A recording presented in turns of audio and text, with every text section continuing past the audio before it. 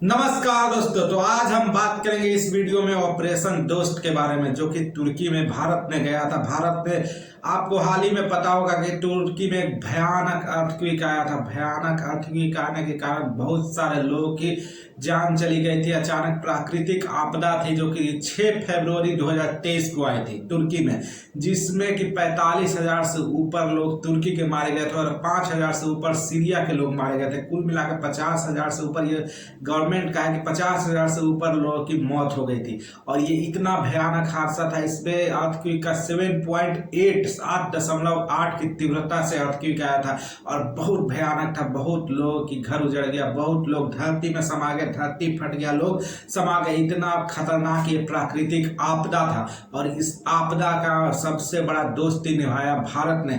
जैसे ही 6 फरवरी को ये आपदा आया, लोग की बहुत सारे लोगों की मृत्यु हुई और ये खबर भारत पहुंची। भारत तुरंत आनंद फानन में इन्होंने अपना टीम तैयार किया, रातों रात टीम तैयार किया और ऐसा टीम तैयार किया कि आपको पता होगा कि 140 लोगों से ज्यादा जो कि विदेश जाते हैं तो उनका पासपोर्ट चाहिए, वीजा चाहिए। रातों रात 140 लोगों के ज्यादा पासपोर्ट और वीजा तैयार किया गया। सारा पेपर वर्क रातों रात तैयार किया गया। विदेश मंत्रालय ने इसमें अहम भूमिका निभाई और यहाँ से पासपोर्ट बनाकर भेजा गया रातों रात। और 7 तारीख को मतलब कि 6 तारीख को ये अर्थक्वेक आया, रातों रात पेपर तैयार हुआ और 152 लोगों का टीम तैयार किया गया। जो 152 में 5 महिला कांस्टेबल भी थी जो कि एनडीआरएफ की थी, वो भी गई थी। 152 लोग का टीम बनकर गया था जो कि टोटल तुर्की में गया था। और इतना जबरदस्त दोस्ती निभाया भारत ने कि जब ये तुर्की पहुंचा तो तुर्की में वहां पे अराइवल वीजा देकर इन लोगों को कुछ घंटों के लिए अलाउ किया गया और वहां पे ये 152 लोग ने वहां पे अपना पूरी कर्तव्य निष्ठा के साथ वहां के लोगों की जान बचाने की कोशिश की और वहां के जो भी सेवा की। जितना भी 10 दिन टोटल है, 7 तारीख से उन्होंने शुरू किया वहां का ऑपरेशन और इस ऑपरेशन का नाम रखा ऑपरेशन दोस्त। तो भारत का कहना है वसुदेव कुटुंबकम। भारत ही एक ऐसा देश है जो कि दूसरे देश के लोगों को भी अपना परिवार के तौर पे मानता है। वसुदेव कुटुंबकम का अर्थ ही होता है कि ये पूरे दुनिया में जितने भी लोग हैं सब हमारे परिवार हैं। भले ही राजनीतिक तौर पे कुछ भी हो, कुछ भी सीमा बाउंड्री हो, लेकिन लोगों से कोई नफरत नहीं। भारत का यह का नाम है, भारत दूसरे देश के लोगों से कोई नफरत नहीं करता और दूसरे देश के लोगों को भी अपने लोगों की तरह ही मानता है। और जब भी विपत्ति होती है, चाहे वो कोरोना में विपत्ति हो, चाहे कहीं भी कोई भी आपदा हो, तो वहाँ पे भारत हमेशा तत्पर से आगे खड़ा रहता है। और भारत ने, मोदी जी ने भी ऐसा ही किया। रातों रात प्लान बना। 6 तारीख को भूकंप आया, रातों रात प्लान बना। 152 लोगों को लेकर एयरफोर्स का जवान चला गया और 152 लोग तुर्की के धरती पर लैंड किए 7 तारीख को, 7 फरवरी 2023 को। और 10 दिनों तक खूब वहां का सेवा किया, वहां के लोगों का जीवन बचाने का पूरा प्रयत्न से कोशिश किया। डेप्यूटी कमांडेंट दीपक का कहना है कि जब वहां पे हम लोग पहुंचे तो बहुत सारे लोग शाकाहारी भोजन करते थे, मांसाहारी भोजन का सेवन नहीं करते थे। डेप्यूटी कमांडेंट दीपक खुद भी शाकाहारी भोजन करते थे। तो वहां के जो लोग थे, वहां का एक व्यक्ति था अहमद नाम का व्यक्ति, इतना मतलब सेवा किया। उसके परिवार के बहुत सारे लोग का मृत्यु हो चुका था उसमें और उनकी खुद पत्नी का, बेटी का मृत्यु हो चुका था। उसके बावजूद उन्होंने मेरे लिए शाकाहारी भोजन का इंतजाम किया। जो भी टमाटर रहे, सेब रहे, जो भी शाकाहारी भोजन का होता था, उपलब्ध था, वो सब मुझे लाकर देते थे और मुझे शाकाहारी भोजन का सेवन करने के लिए पूरा तरीका से वो व्यवस्था करते थे।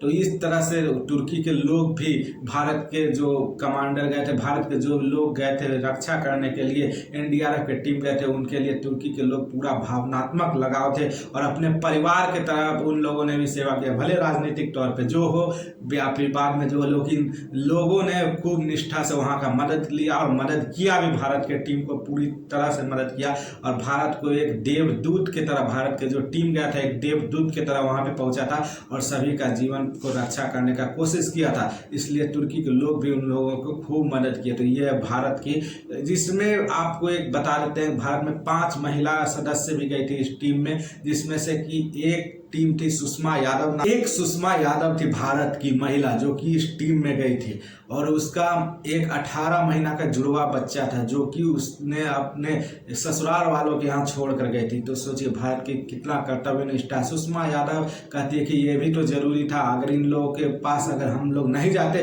तो फिर इन लोगों का कौन रक्षा करता, तो इन लोगों के पास भी जाना जरूरी था। इसलिए उन्होंने अपने 18 महीना के जो जुड़वा बच्चा था उसे ससुराल वालों के यहाँ छोड़कर और ये भी गई ऑपरेशन दोस्त का हिस्सा बनी और वहाँ पे पूरा अपने कर्तव्य निष्ठा से उन लोगों का पूरा मदद की।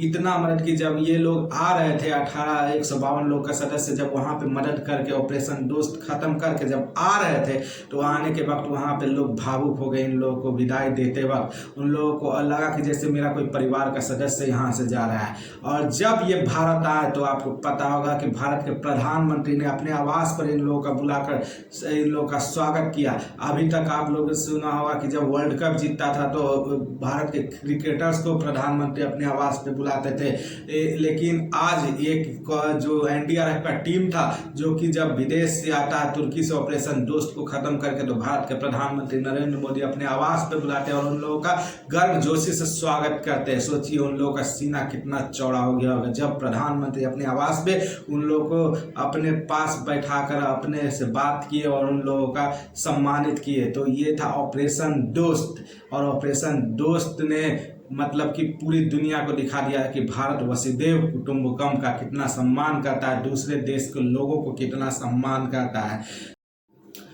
इसमें आप एक बात जान लीजिए कि भारत के लिए अगर कहा जाए कि तेरी मेरी दोस्ती इतनी खास हो कि दुनिया कहे एक ऐसा दोस्त हमारे पास हो, ये भारत के लिए आप कहने के लिए एकदम उपयुक्त होगा। और इतना ही नहीं, इसके बाद लेकिन तुर्की क्या किया, तुर्की के राजनीतिक मतलब राजनीति इतना गंदा है कि तुर्की के राजनीतिक लोगों ने क्या किया।